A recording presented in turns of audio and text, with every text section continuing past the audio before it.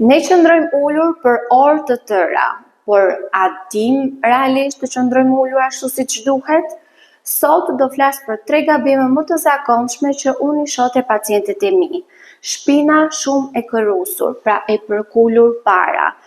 Ajo që ndikon ky pozicion është tensioni i madh në zonën e mesit dhe gjithashtu nxit krusin akoma dhe më shumë të shpinës në gjendjen tuaj normale.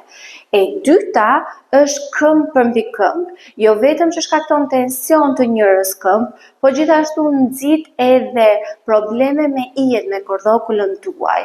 Dhe e treta është fakti që ju mbani ekranet, qoftë telefoni, qoftë televizori, apo qoftë edhe kompjuteri ku ju punoni, më poshtë se sa niveli i shikimit. Zgjidhja që ne japim tek pacientët tanë e para është qëndrimi ulur, duke vendosur një mbështetje mbrapa mesit tuaj, qoftë peshqir, qoftë një jastëk, pra në këtë regionin këtu, dhe e rëndësishme është që shtylla juaj kryesore të jetë mbështetur totalisht sa të jetë e mundur tek karrige juaj. E dyta është shmangja këmbë përmbi këmbë, pra të dyja këmbët tuaj të jenë të pufitura në tokë.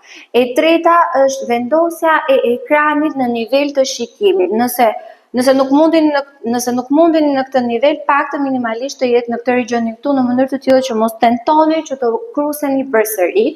Dhe një këshill tjetër që unë rekomandoj të pacientët e mi është që her pas here të çohen nga karrigja, nga pozicioni ulur në pozicionin në këmbë.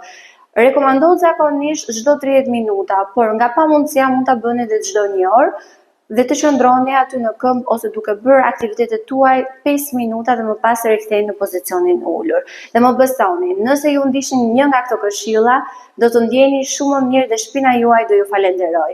Për më shumë këshilla të tjera fizioterapeutike, ju ftojmë të na bëni subscribe në kanalin tonë të YouTube.